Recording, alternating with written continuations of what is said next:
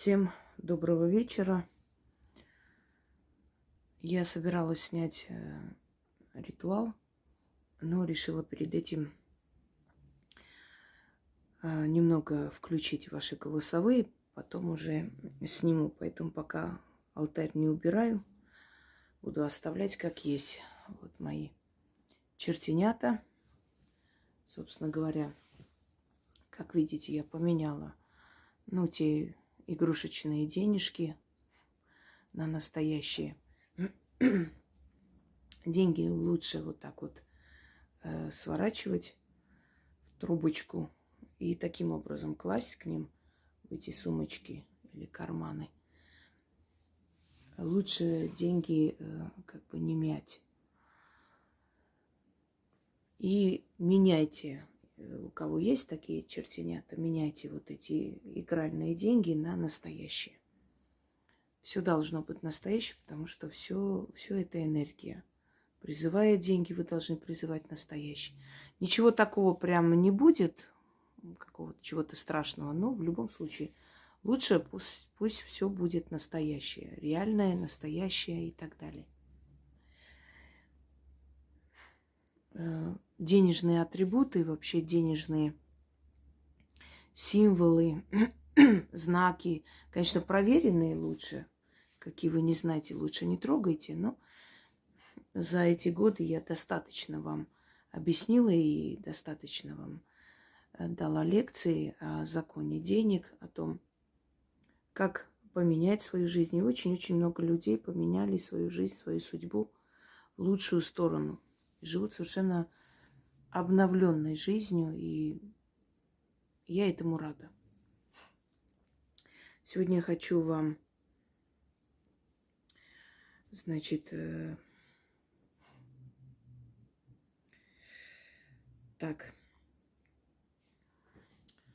прочитать и включить голосовые о результатах. Уже говорила и повторюсь, почему я это делаю. Я стимулирую людей для того, чтобы они перестали плакать, жаловаться на жизнь и начали действовать. И повторяю вам, когда вы чувствуете, что в жизни что-то не так, начните действовать. Когда человек борется, он создает определенную энергию вокруг себя. И эта энергия начинает ему помогать. Откройте мою лекцию. Кто борется, тот побеждает. Или побеждает тот, кто борется. И борьба – это не обязательно взять меч и выйти на поле брани. Борьба за себя, борьба за свое место под солнцем.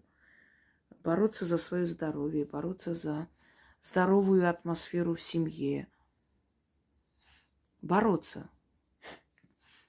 Сделать что-нибудь, что-либо, чтобы получить результат. Даже те, кто давно на моем канале, могут, например, не знать о каких-то моих ритуалах, и работах, лекциях, которые могли бы им помочь. И голосовые людей, они, собственно говоря, очень многое дают. Люди записывают у себя определенные ритуалы, потом ищут их. Еще раз говорю, во-первых, пишите, желательно голосовые отправить, если вы о результатах хотите отправить Яне. Пишите о результатах ритуалов. Она отправляет, то есть это собирает в определенном форуме, я потом захожу и оттуда включаю или читаю. Отправляйте в будние дни до 10 вечера. На выходные лучше ее не беспокоить, потому что мы сейчас работаем над книгами, и они друг за другом будут выходить. Мы просто не успеваем на самом деле. У нас очень много работы, очень много дел, и даже те книги, которые уже изданы, они все время переиздаются постоянно, заканчиваются, и мы их переиздаем периодически. Собственно говоря, поэтому, скажем так, до новых книг руки не доходили. Но в этом году я очень надеюсь, что выйдет достаточное количество новых книг уже в скором времени будут они. Я покажу, естественно, вам. Представлю, объясню, о чем эти книги. Во-первых, огромное количество моих архивов, которые ждут всего этого, ждут своей очереди, да. Во-вторых, есть у меня намерение издать и те романы, которые я писала, исторические, правда, их нужно откорректировать, вот тоже до них руки не доходят, но кроме того, что я ведьма, это мое предназначение, я еще историк. И у меня есть способность и к писательскому таланту. Я когда-то работала и в редакции, и откорректировал один человек мою работу, очень направил в нужное русло, показал, как правильно, как правильно рассказать, представить публике, читателю. И я надеюсь, что успею еще многое в этом мире. Пока что у меня есть время только для книги по магии. Мир так создан. Кто-то умирает, кто-то рождается. Нужно жить, создавать, идти вперед, чтобы жертву, которую нам дают, то есть та жертва, которая дается ради нашей жизни, была не напрасной. Как бы ни было больно от всего, что происходит вокруг, но 21 век, он решающий, он фильтрует народы, очищает от мусора народы. Каждый народ пришел к своему определенному судному дню, и он должен самоочищаться. Так уж происходит за всю историю человечества. Поэтому не только у нас сейчас трудные времена.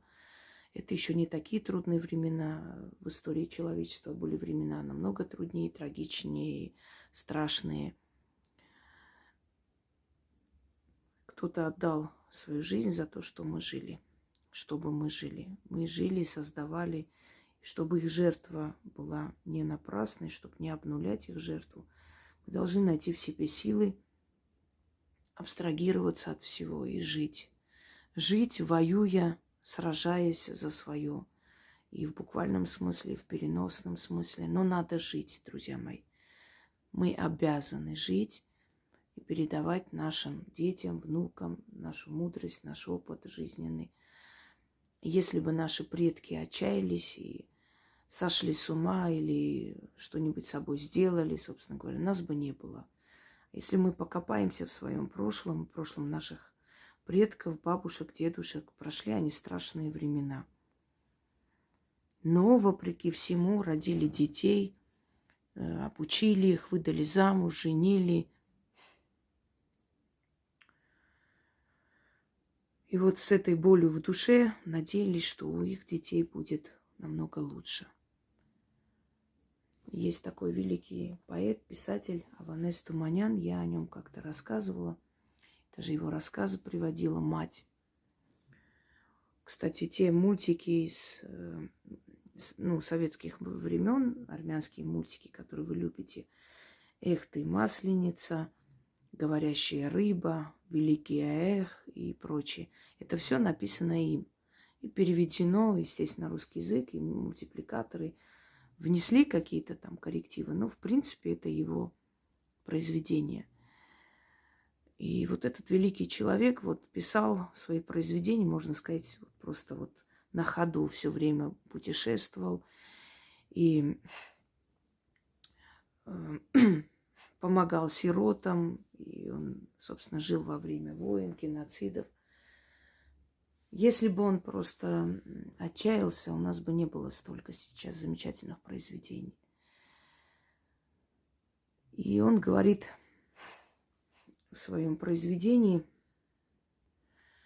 о том, почему люди озлобляются, почему народы озлобляются. И он приводит такой пример, что когда у нас растет огурец в огороде, то бабушки, дедушки нас ругали, не позволяли вступать, то есть наступать на эти ростки, на этот куст.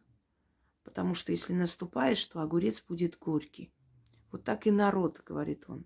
Когда народ сотнями лет, тысячелетиями перетерпевает геноциды, лишения, войны, на него наступают, то есть проходят по его земле все время, втаптывают эту землю, то он становится горький, он становится озлобленный, и свою озлобленность изливает на своих собратьев от горечи, жизненной горечи, от того, что все время приходится страдать. Понимаете, так что иногда воспринимайте вот эту горечь народа еще и признаком этих страданий, тысячелетних страданий. И есть произведение у него, как он в стихотворной форме рассказывает о том, вот когда я был ребенком, нас позвали, где пировали старшие села, люди знатные, сильные. И когда мы перестали петь, для наших дедушек встал мрачный тамада, поправил свои усы и сказал: будьте благословенны, дети, живите счастливо, живите долго, но не живите, как мы. И мы тогда не поняли его слов. Но вот я сам, благословляя детей своих, всегда говорю: живите, дети, не живите, как мы. Дошла эта боль наших дедов и отцов и до наших дней, когда мы, благословляя детей своих, в дни радости или печали говорим им: живите, дети, но живите не как мы. И мы все время хотим, чтобы наши дети жили лучше, чтобы они не видели вот тех лишений, что были в 90-е, когда мы на этом сухом спирту разогревали чай, понимаете? Нам все время хочется, чтобы у детей было лучше, лучше, и чтобы они вот это все не прошли, они видели вот эти страшные кадры с Чеченской войны, эти отрубания голов людей, эти пытки. Это страшно, что мы, наше поколение, столько увидело ужасного на самом деле.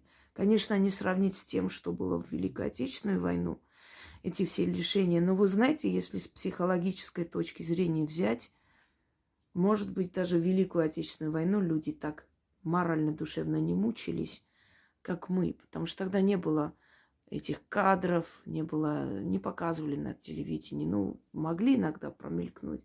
Но вот того, что мы увидели с появлением интернета, это душевная боль и страдания нашего поколения. Конечно, мы хотели, чтобы наши дети этого не видели. Однако у каждого поколения своя война. И как гласит поговорка Апачи, кажется, жестокие времена рождают сильных людей. Сильные времена делают хорошее время. Хорошее время рождает слабых людей. Слабые люди делают жестокие времена. Вот водоворот времени. Вот сейчас вот пришло время сильных людей в жестокие, тяжелые времена. И мы сделаем это время хорошим для наших детей. И они привыкнут к этому комфорту, ко всему, что все дается, все легко и просто. Мне один человек, молодой человек, сказал: вы представляете, если один день света не будет, это же конец света наступит в мире. Ни телефоны зарядить, ни банки не будут работать. Так было смешно. Я вспомнила, как мы в 90-е годы поехали лечить зубы. Не было света. Кавказские республики, вообще все мятежные республики, они были в блокаде. Армения была в блокаде, Грузия. Пекли хлеб, света не было месяцами, когда свет давали ночью. Ночью, час ночи, не знаю зачем. Когда мы все спали, при включенном свете, и когда свет давали, все быстро просыпались, кто что успевал, делал. И мы поехали на запорожце нашего соседа Амирана зубы лечить всем колхозам. В этот Запорожец все, значит, запихнулись. И он очень интересно ездил. Он прям доезжал до столба, и когда мы не начали орать, он, значит, поворачивал от столба. То ли он так ездил, или ему так было прикольно, не знаю. Вот мы доезжали до оврага, сейчас свалимся туда. Все начинали дружно кричать. Он в сторону отъехал. Ну, в общем, весело было. не скучно. Мы поехали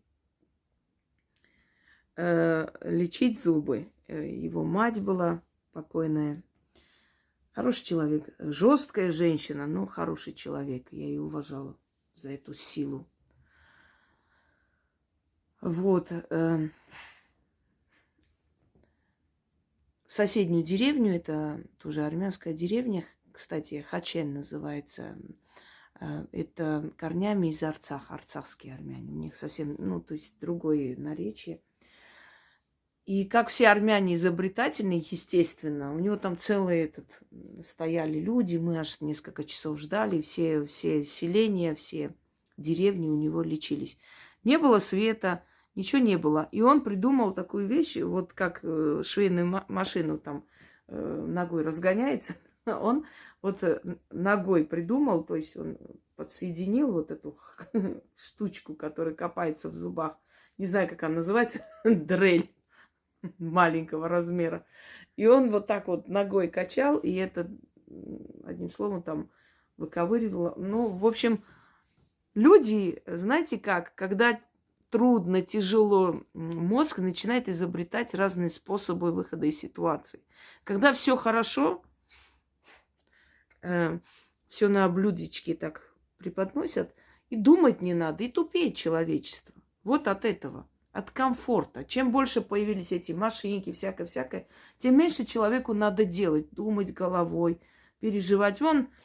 Пошли, кинули все, включили эту хренюшку, и она крутит, стирает, сушит, уже все на свете. И вытаскивай просто, и все, уже готово. А наши бабушки как стирали, тащили в эти речки, там, это все стирали, потом на себе вот это все домой, понимаете? Вот тогда жизнь была тяжкая. И вот это вот к этому, как бы, к слову, от этого молодого человека, что если один день света не будет, все, трындец. Дорогие мои, годами не было ни света, ничего, под лампами свадьбы играли, было намного веселее.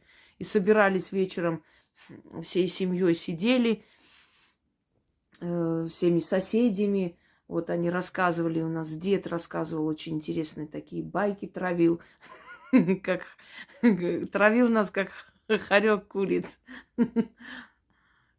Намного больше приятного вспоминать, чем вот век комфорта, если хотите знать. На самом деле человек никогда не пропадет. Приспособиться. Вот он так создан. Как мне бабушка говорила, человек – это такой зверь, который ко всему приспособится. Понимаете, ко всему.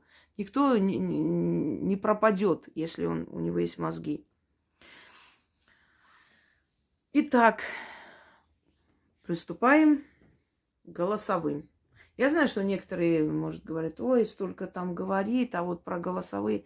Знаете, если вам не нравится философия жизни, разговоры, на самом деле в этом всем таится очень-очень много секрета успеха. Не нравится, давайте мимо. Ёбан забитте, закрывайте дверь с той стороны, идите, ищите, где там первый вариант, второй вариант, еще что-нибудь. Вы хотите легких путей, а легкая дорога, она, знаете, ни к чему хорошему не приводит. Чтобы понять, зачем тебе это все надо, к чему это тебе приведет, надо слушать, вникать, изучать это, а потом уже начать применять в жизни.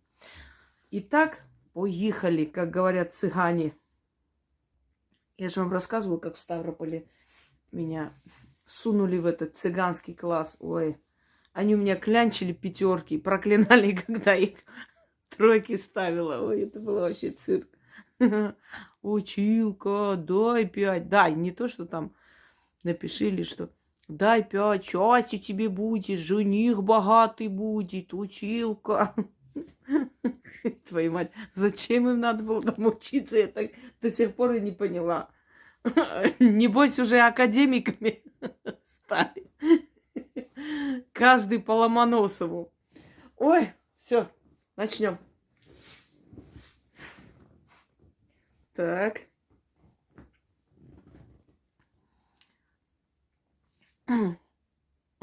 Сейчас это пройдет. Перед глазами вспомнила эту всю картину. Так, доброй ночи, Инга. Пришла и моя очередь передать благодарность вам. Читаю ваши ритуалы около 1,5 лет. С декабря вплотную занялась ритуалами от вас. И я вижу, как пространство вокруг меня стало чище и прозрачнее. Объясню, почему так происходит. Когда вы делаете чистки, делайте часто, постепенно открывайте дороги своей жизни, дороги к деньгам. Начинают уходить все эти лярвы, все эти потусторонние духи, которые, как правило, не обязательно вот прям к вам пришли, но они есть, они везде существуют, и, естественно, они вредят более-менее, насколько какой из них обладает силой, забирают нашу энергию. Мы же и ругаемся с людьми, и где-то там в общественном транспорте едем, или вышли, у нас соседи не так посмотрели злым глазом. Все равно это копится, понимаете? А когда ты очищаешь себя, в отличие от того человека, который никак не чистит свое пространство, ничего не привлекает, ничего там не призывает в свою жизнь, в отличие от него, у тебя намного спокойнее вокруг. То есть оно начинает под тебя подстраиваться, начинает тебя слышать. Ты становишься просто удачливым человеком.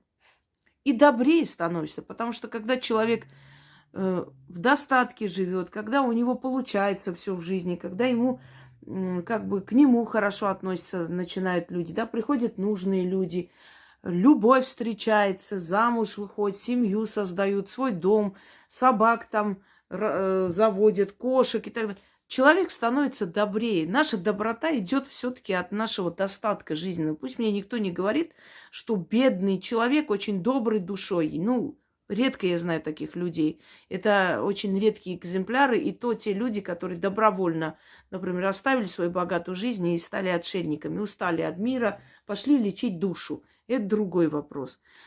Но человек, который, понимаете, вот муж валяется сутками пьяный, дети не учатся, она целыми днями там посменно работает, приходят там мужики, бутылки. Откуда она должна быть доброй, скажите мне?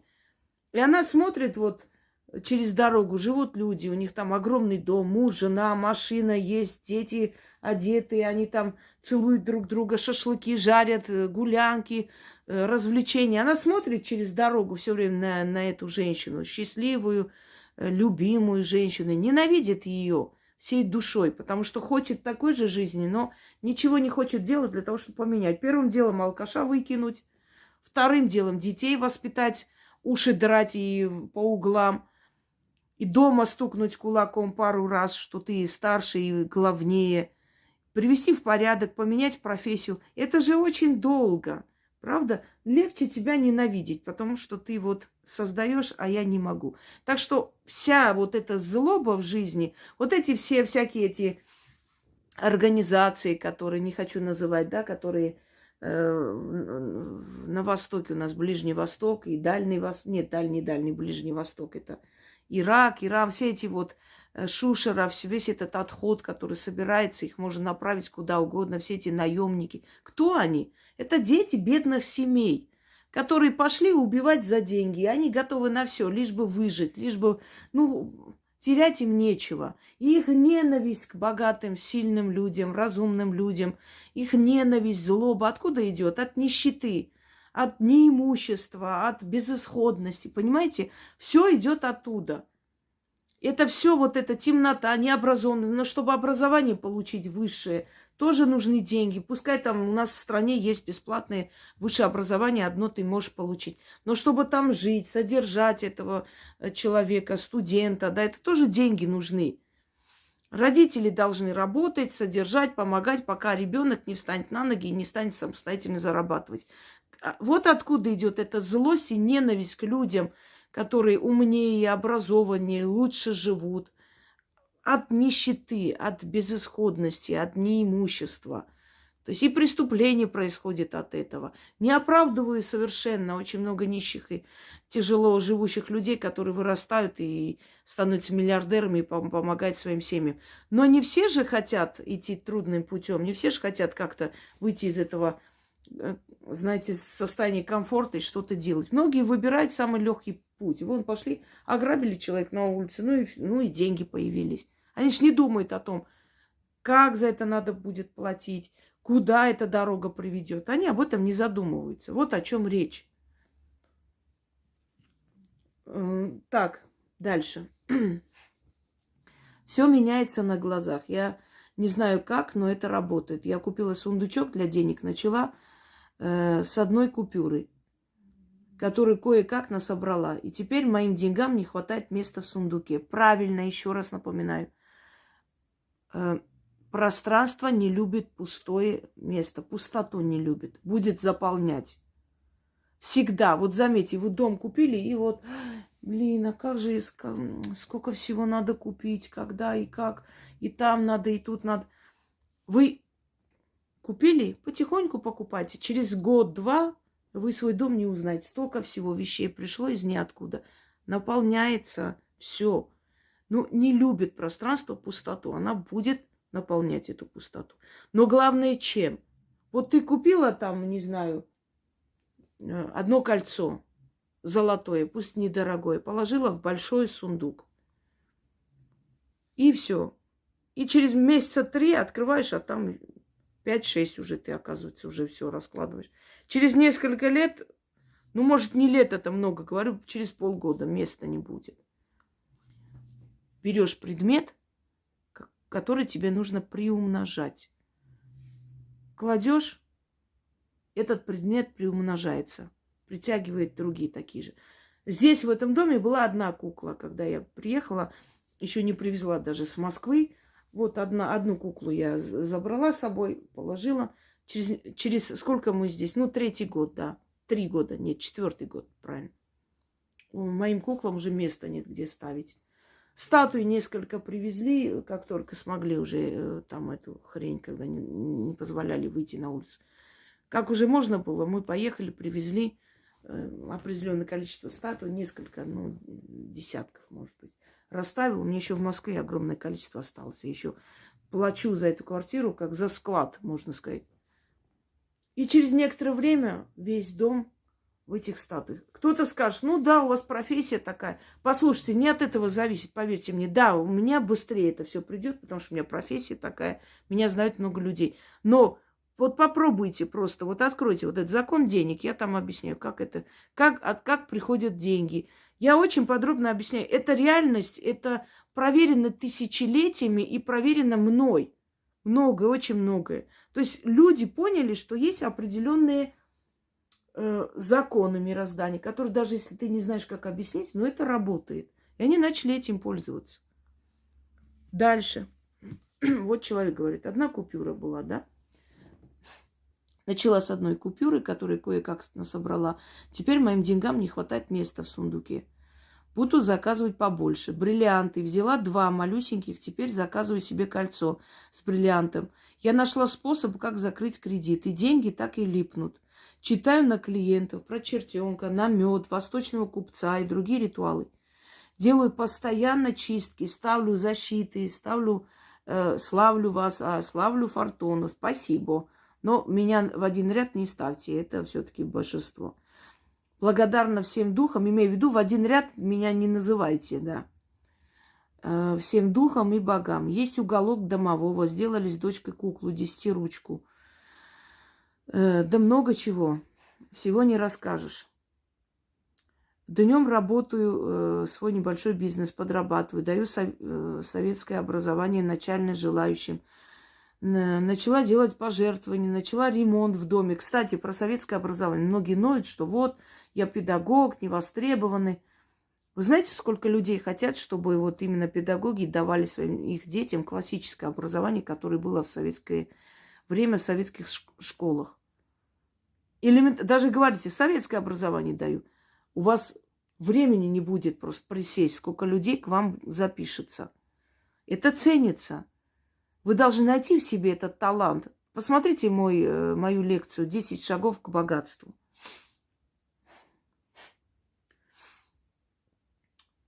Так, даже начинаю облагораживать территорию своего дома.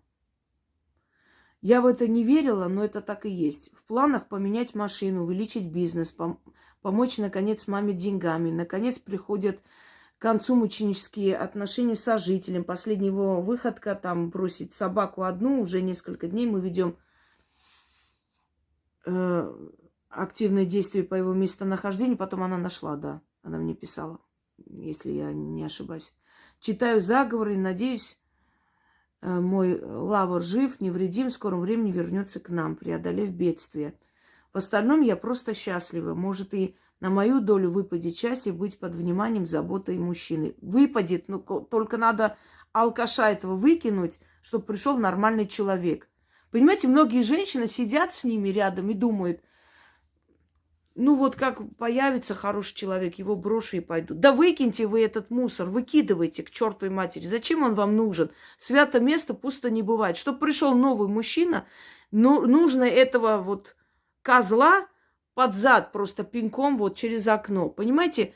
Не получается так. Он жрет твою энергию, ты уставшая, ты не хочешь за собой ухаживать, у тебя жизни нет, настроения нет, жить не хочется каждый день. Какой мужчина на такую женщину посмотрит, которая сидит с голодными несчастными глазами?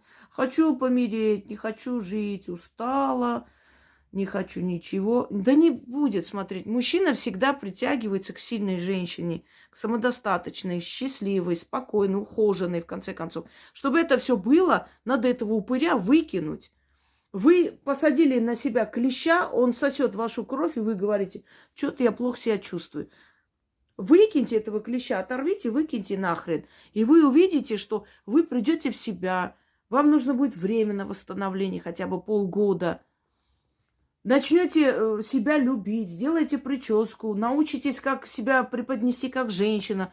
И обязательно ваша вот эта энергия, знаете, есть такое понимание, липучая энергия. На эту энергию приходят мужчины. То есть женщина спокойно изнутри светится. И приходит нормальный мужик. Освободитесь от груза, от этого чемодана без ручки, который вы бросить жалко и тащить надоело. Освободитесь от него. Верните себя себе. И через некоторое время появится нужный человек. Пока он рядом с вами и выжимает ваши соки, никто не появится. И даже если появится, это будет несерьезные отношения. С такими людьми не надо связываться. Вы должны быть свободны. Понимаете? Свободны. Все. Так. В планах... это я уже... Сильная, смелая. Это мне. Грамотная, умная, мудрая. Ой, спасибо. Пример для подражания. Хотя кумиров у меня не было. А не надо меня делать кумиром. Можно просто делать примером для себя, как человек преодолевает трудности и идет к своей мечте. Вот и все. Кумиром не хочу быть. Я и не стремилась быть чем-то кумиром. И это вообще опасно. Спасибо от сердца. За возможность жить лучше, не быть рабом, быть счастливым человеком. Да, я скоро избавлюсь от своих кредитов очень легальным способом. Я читаю ритуалы, у меня все получается. Искренне люблю и действительно добрая, и красивая, милая. Ой-ой-ой-ой, сейчас все, корону нацепила и пошла. Нам-то виднее вас со стороны. А то, что вы строгая, это вас красит, возвышает. Ой, спасибо. Понимаете, ни один сильный человек не может быть размазнёй. Если у человека слабый характер, он ничего не добьется. В этом мире хищников ничего не добьетесь.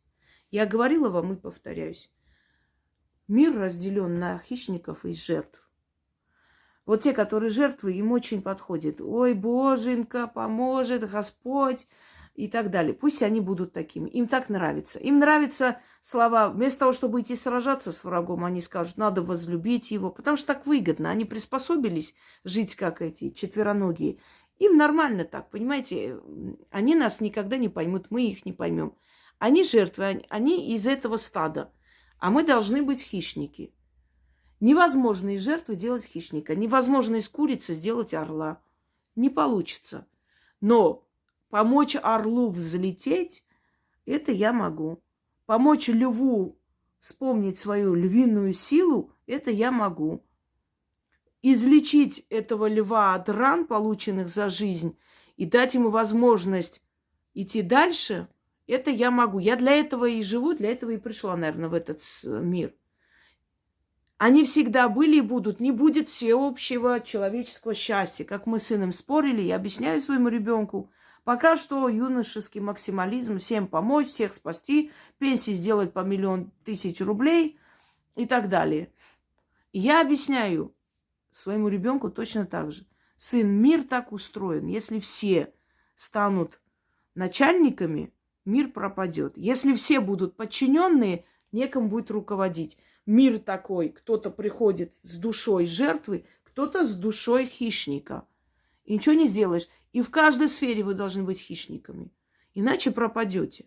Хищник это не значит на всех орать, кидаться, бить. И это вот дерзкое, наглое, это тупость, это вульгарность. Нет, хищник может очень быть улыбчивый человек, очень замечательный, очень начитанный, очень интересный собеседник, очень спокойный, уверенный в себе человек. Львиная мощь чувствуется. Но он хищник, он своего не отдаст. Он будет лучше делать. Я знала одного ювелира. Он был замечательный человек. И сейчас есть. Просто не буду называть. У него прям это целая сеть ювелирных. И зовут его, причем Лев. И ювелирный у него Лео. Он начал с нуля просто, открыл. Начал с нуля, он учился у дамасских мастеров, у купачинских мастеров, у армянских мастеров. Человек просто вот уникальный, такие вещи. Так вот, он открыл сначала такую маленькую будку, там работал. Потом больше, потом магазин открыл, потом дальше пошел вот эта сеть ювелирных. Так вот, прямо рядом с ним пришли и открыли такой же, ну, как всегда любят, да, видите, что облюбленное место, люди идут, ювелирка, а почему мне не открыть прямо рядом? Там нету понятия совесть, честь, вот мне так выгодно, мир бизнеса, ничего личного. Открыл, причем открыл человек, который его знал, понимал, что ну, это некрасиво, но сделал. И как вы думаете, он пошел их бить, там милиция, прокуратура? Нет, он просто сделал лучше. Он сделал такие оригинальные работы. У него уже ученики, что просто, вы знаете, заходя в эту ювелирку, вот эту вот забегаловку, ширпотреб, глядя на их вот эти непонятные какие-то собранные из свалок вещи, и когда заходишь к нему, у него, во-первых, так, доступные, да, цены, и очень оригинальные, красивые работы. Он победил своим качеством. Через полгода те закрылись, потому что никто у них там особо не покупал. Ну, раз в полгода какая-нибудь бабка зайдет на 1000 рублей, купит внучке там колечко и все. Это не то. Он победил тем, что он работал, он качество улучшил. Вы поймите, конкуренция здоровая в этом мире нужна. Если бы не было конкуренции, человек бы не развивался. Торты кто-то печет, кто-то тоже печет. И для того, чтобы у тебя купили, ты должен лучше сделать, красивее, рекламу лучше показать, представить, привезти где-то там, может быть, подарить в каких-то там мероприятиях свой торт. Все, чтобы ошарашены были. Вот это надо же, а можно у вас заказать? Понимаете? Ты художник, ты должен бороться за, то есть за качество своих работ. Ну, мы уже говорили про это, Пикассо и всякую хрень, вот, которая, конечно, художеством не назовешь. Это я не об этом говорю. Свою линию, говорят, развивай. Почему бы нет? Куиджи, по-моему, у него фамилия. Если я не ошибаюсь. Может, ошибаюсь, может, неправильно говорю. Да, кажется. Где у него луна просто светится, можно сказать. Он так сделал, что вот, ну, просто свет луны, он живой на картине, понимаете, на полотне. И много чего. Вот, пожалуйста, те же самые куклы. Я вам показывала разницу, когда мне сказали, вот там человека вот отправила, и я не ее ругала, она-то купила где-то. Я просто объяснила, что это человек, который называет себя мастером и якобы куклы делает, он не имеет права их продавать. Это не мастерство, это хрень какая-то, понимаете? Вот мастерство, вот они куклы, живые человечки. Пожалуйста. Вот видите, одного чертика мне подарили, второго я взяла, заказала. Люди увидели, еще заказали, попросили у человека. Почему? Потому что человек своим, то есть своей работоспособностью доказал, что у него замечательно работает. И люди начали заказывать. Знаете такое выражение, когда работу надо хвалить, это плохая работа. Его не надо хвалить. Его просто вот Показали все. Всегда вот так думайте таким образом, когда вы что-то делаете, играете вы в фильмах, не знаю, рисуете, то есть пишете картины, делаете куклы, торты печете, или магией занимаетесь. Ну, сейчас много там делают, конечно, но я имею в виду именно профессионально. Всегда надо задуматься над тем, когда при всем народе покажут мою работу, что я испытаю? Гордость или захочется провалиться сквозь землю? Вот тогда вы поймете, вы профессионал или нет. Вашу работу, когда показывают, люди должны быть ошарашены, люди должны просто расхваливать, удивляться, знаете, восхищаться этому всему. Вот тогда вы профессионал. А если скажут, что за херня вообще, уберите отсюда. Это не работа, значит. Ориентируйтесь. Нет непризнанных гениев. Нет, не было и никогда не будет. Это алкаши сидят, вот, я такой великий, я такой, понимаешь, талантливый, просто люди бараны, ничего не понимают. Нет, это ты баран, что ты не можешь так это все преподнести, чтобы люди поняли, понимаете? Это как некоторые снимают какой-то ролик о чем-то, а потом 20 роликов сверху, объясняя, о чем они имели в виду, что они хотели сказать. Это смешно. Такие люди никогда ничего не добьются. По крайней мере, в том поприще, которое выбрали. Начнем. На тему голосовые. Здравствуйте, уважаемая Инга и Яночка. Как Инга спасла мою жизнь. Я попала в больницу с высоким давлением. Мы это слушали уже. Ну, давайте еще раз послушаем. Я последние 20 лет туда не попадала. Врачи стали искать причину, чтобы назначить лечение. После определенных анализов мне сказали, что у меня подозрение на опухоль почек. Назначили 2 анализа на медицинских аппаратах. Я всю ночь не спала. Читала. Приди помощь из ниоткуда. Утром меня засунули в эту узкую, неудобную трубу. Я читала раз 100. Приди помощь из ниоткуда. Ой, извините, волнуюсь.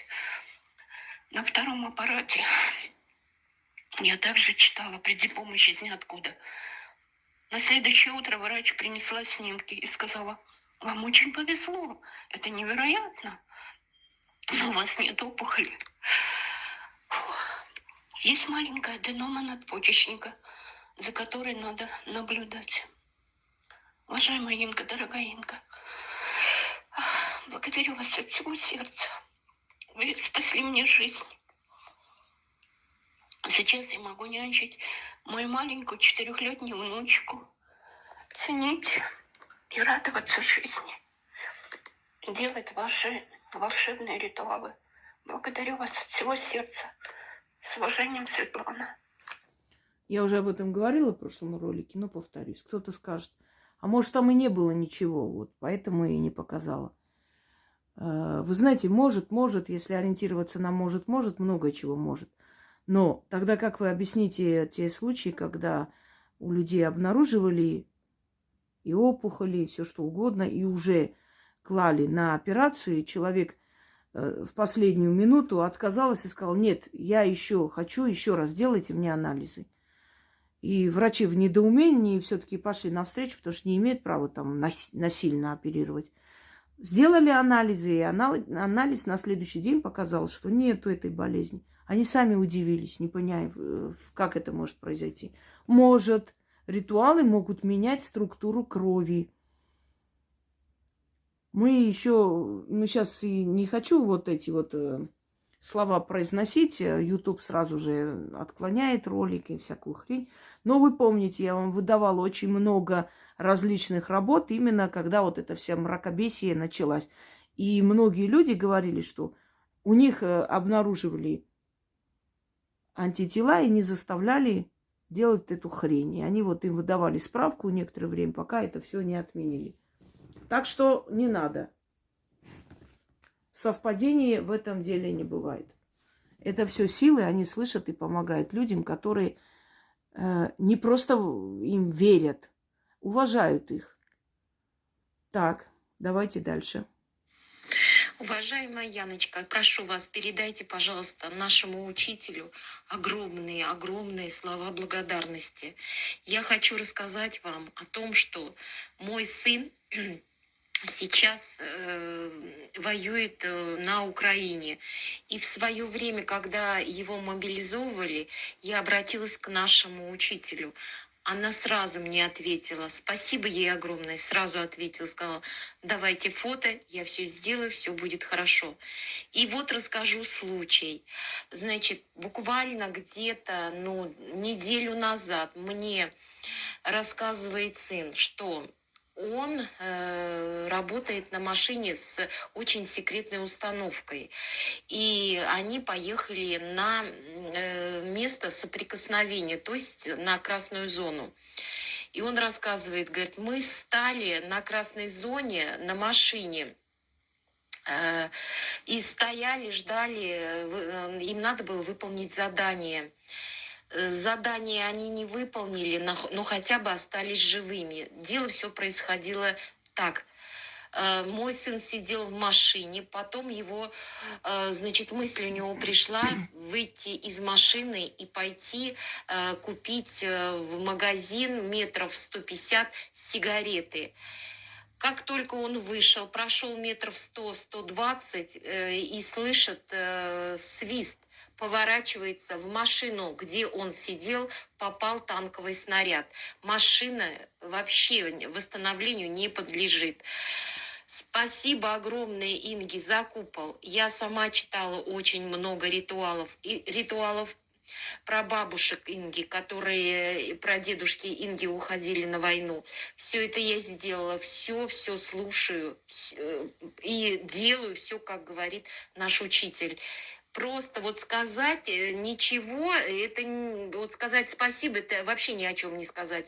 Спасибо вам, наш родной учитель, что вы спасли мне сына, спасли вашими духами, вашими силами, вашими предками. И спасибо за то, что вы учите нас всех выживать. Вот спасибо просто. Очень дорогого стоит ваша помощь нам. Благодарю вас. Я рада, что все обошлось.